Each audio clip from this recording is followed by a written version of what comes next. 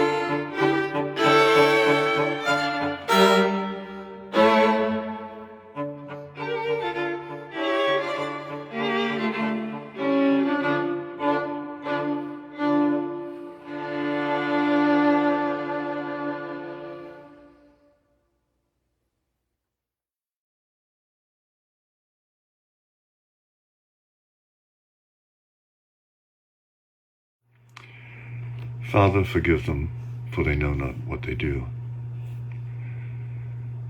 We would rather be ruined than changed. We would rather die in our dread than climb the cross of the moment and see our illusions die. What the old Cheyenne women at Sand Creek knew. The Sand Creek Massacre of November 29th, 1864. All along the creek bank, they crouched, holding the children, until the last warrior was dead, and the soldiers turned slowly towards them, like men in a bad dream. The old women knew what was coming. All along the creek bank, they tore off their shawls, their shirts, their scarves, anything close at hand, and they covered the eyes of the children. The old woman knew that if young children saw what men in a bad dream could do, they would not die a clean death. So they covered the eyes of the children and made no move to run. The old woman knew it was time. All along the creek bank, they sat with their eyes wide open, watching and rocking the swaddled children.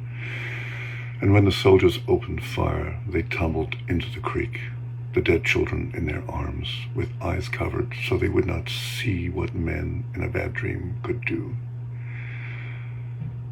All along the creek bank, the old woman knew how to move from one dream to another and take the children safely through.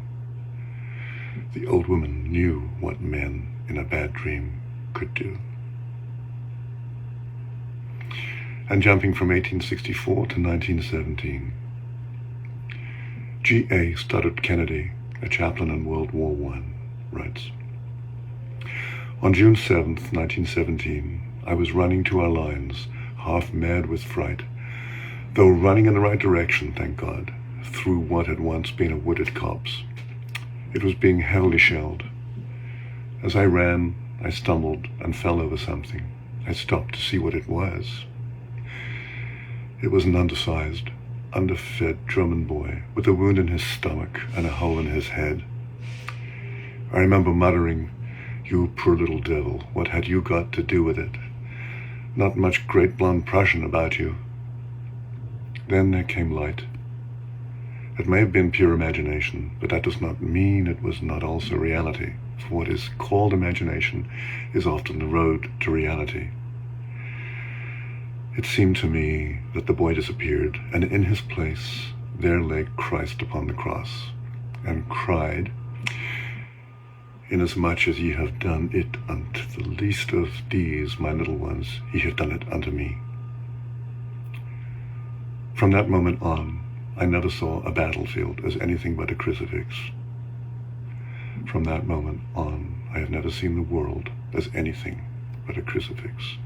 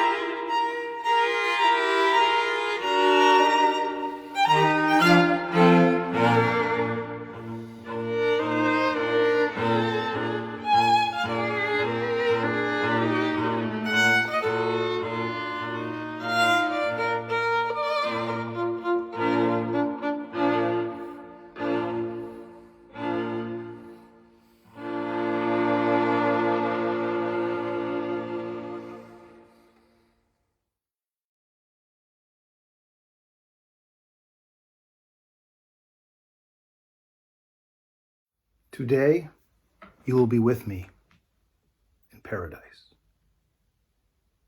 Once upon a time, there was a holy rabbi who was granted a vision of the Last Judgment. He found himself in a courtroom. There before him was a table. On it were the scales of justice. There were also two doors, and both of them were open. Through one, he could see the light of paradise. Through the other, the darkness of hell. It was the day of judgment, and the human race was on trial. The defense counsel entered the courtroom carrying a little bundle of good deeds under his arm. It had not been a great year for good deeds. Next, the chief prosecutor came in with two assistants. Each of them carried an enormous sack of sins. They were bent over with their sheer weight. Dropping their sacks before the scales of justice, they took a deep breath and went back for more. "This isn't even a tenth of it," they said, as they dragged in more sacks. The defense counsel, whose tiny bundle of good deeds was beginning to look pathetic next to the great pile of sins sitting on the floor, buried his head in his hands and sighed. Just outside the door to paradise, someone was listening. It was Levi Yitzhak of blessed memory. When he was on earth, he had sworn that not even in death would he forget the plight of struggling humanity. When he heard the sigh of the defense counsel, he decided to slip into the courtroom. Seeing the tiny bundle of good deeds next to the huge sacks of sins, he didn't take long to size up the situation. He decided on a plan of action. He waited until there was a recess. Left alone in the courtroom, he began to drag the sacks of sins, one at a time, to the door leading to hell. It took all his strength and a great deal of time to throw them in one by one. He was almost finished. In fact, he was holding the very last sack when the prosecutors and the defense counsel returned. Rabbi Yitzhak was caught red-handed. He did not deny what he had done. How could he? He had thrown away the sins so that the good deeds would outweigh the bad. Since the court was bound to uphold the law, the chief prosecutor demanded justice. "It is written that a thief shall be sold for his theft. Let Levi Yitzhak be sold at the auction right now in this courtroom. Let's see if anyone will bid for him." By now, all the demons from hell and the angels from heaven had heard all the commotion in the courtroom, and they came to watch the two parties lined up beside the scales of justice. The bidding began. Abraham, Isaac, and Jacob threw their good deeds onto the scales, and the matriarchs added theirs. In fact, all of the righteous contributed what they could. But the dark forces were able to gather up unnumbered sins stored in the deep places of the earth. The scale on their side went down and down and down. Rabbi Yitzhak was doomed. His crime had been to throw away the sins of the world so that we could be forgiven. "I buy him," said the chief prosecutor, and dragged him to the door leading to the great darkness. Just then, above the courtroom, from the throne of glory itself came a voice. "I buy him." There was a great silence, and God spoke. "I buy him. Heaven and earth are mine, and I give them all for Levi Yitzhak. Levi, who would have me forgive my children."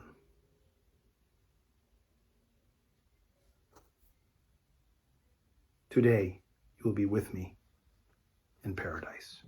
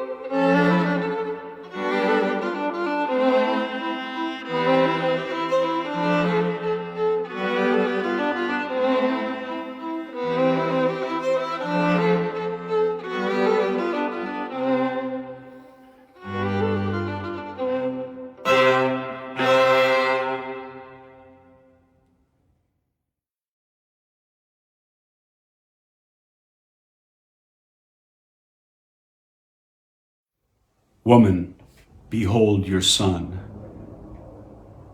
By the cross her vigil keeping stands the Queen of Sorrows weeping, while her son in torment hangs.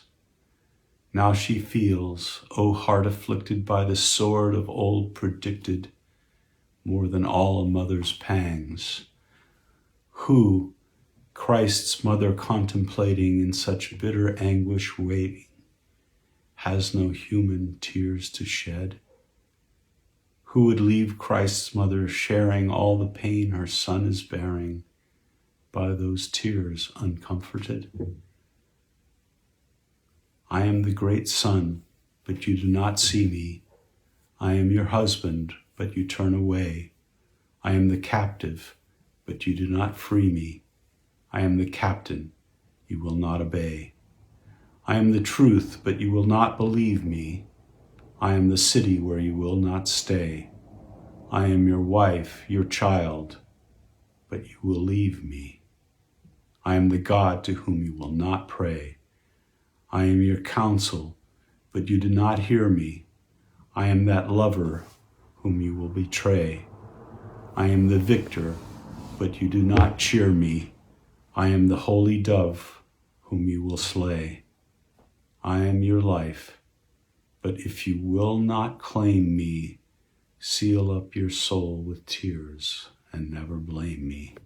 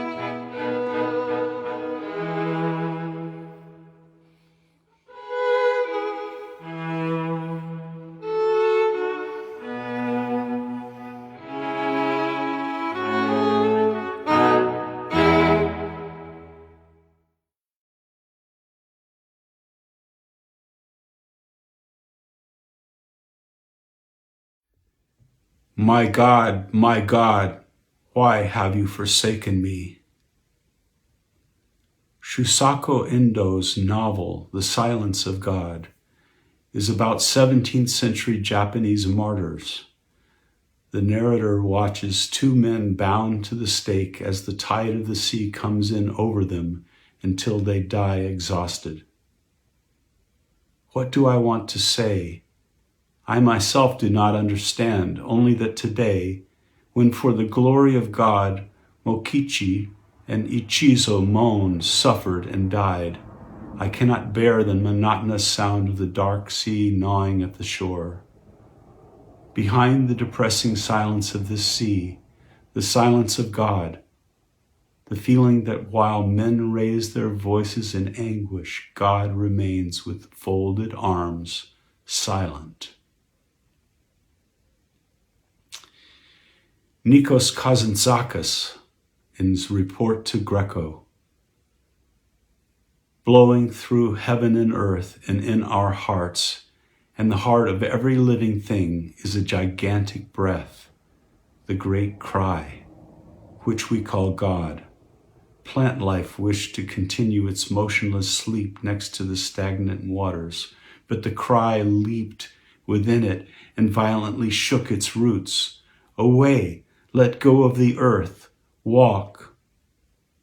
Had the tree been able to think and judge, it would have cried, I don't want to. What are you urging me to do? You are demanding the impossible. But the cry, without pity, kept shaking its roots and shouting, away, let go of the earth, walk. It shouted in this way for thousands of eons.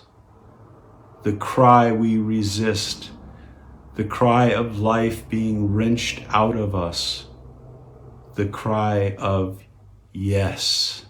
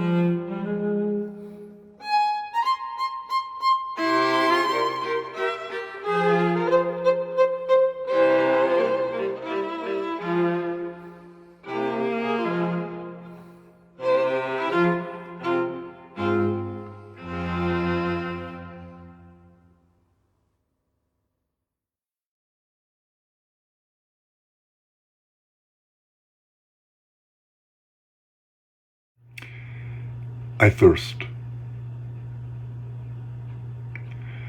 Graham Greene's Monsignor Quichotte had a dream. Christ had been saved from the cross. There was no final agony, no stone to be rolled away. He just stepped down from the cross to a cheering crowd. A happy ending. There was no ambiguity, no room for doubt, and no room for faith at all. The whole world knew for certainty that Christ was the Son of God. It was only a dream, of course. Only a dream, but nonetheless, Father Quichotte has felt on waking the chill of despair felt by a man who must continue to live in a kind of Saharan desert without doubt or faith, where everyone is certain that the same belief is true. He had found himself whispering, "God save me from such a belief."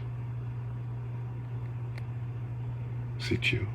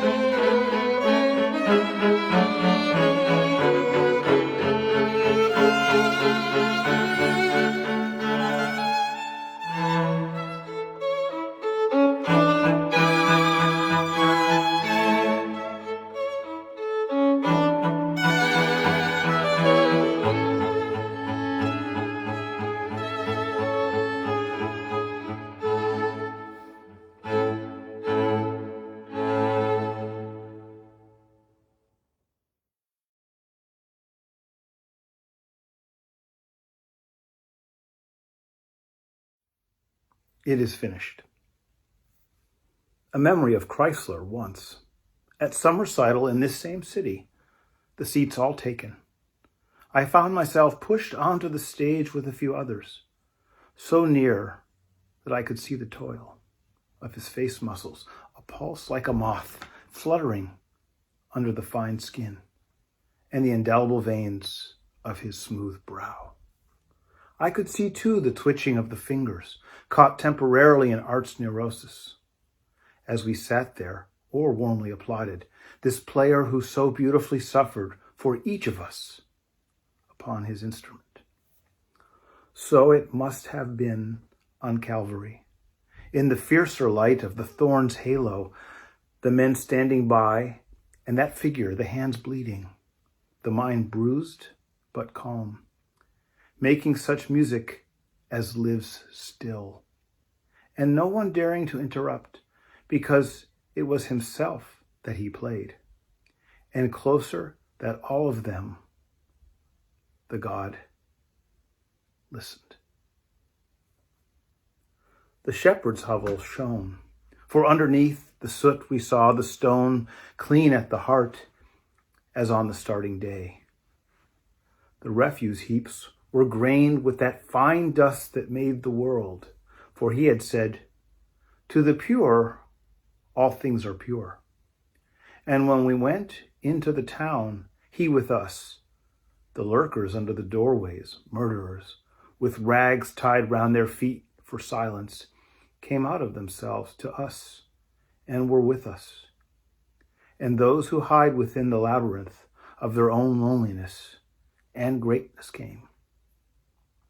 And those entangled in their own devices, the silent and the garrulous liars, all stepped out of their dungeons and were free.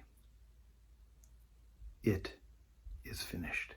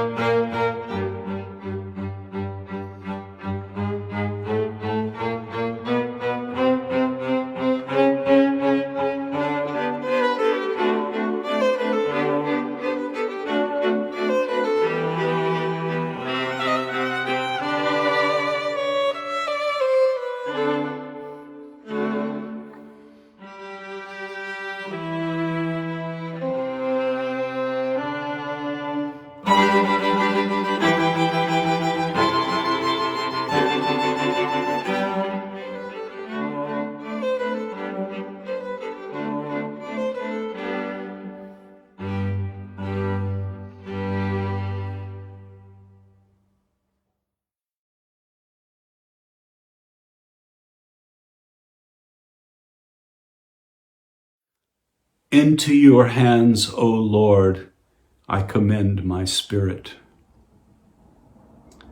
Poet Wilfred Owen trained young men for the front. He wrote to Osbert Sitwell, July 1918, I see to it that he is dumb and stands to attention before his accusers. With a piece of silver I buy him every day, and with maps make him familiar with the topography of Golgotha. Here's the poem. So Abram rose and clave the wood and went and took the fire with him and a knife. And as they sojourned, both of them together, Isaac, the firstborn, spake and said, My father, behold the preparations, fire and iron. But where the lamb for this burnt offering? Then Abram bound the youth with belts and straps and builded parapets and trenches there and stretched forth the knife to slay his son. When lo, an angel called him out of heaven, saying, Lay not thy hand upon the lad, neither do anything to him. Behold, a ram caught in the thicket by the horns. Offer the ram of pride instead of him. But the old man would not so, but slew his son, and half the seed of Europe, one by one.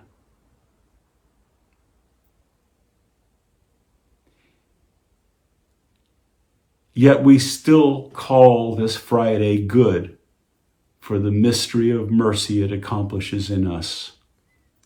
William Langland wrote, And all the wickedness in the world that man might work or think is no more to the mercy of God than a live coal dropped into the sea.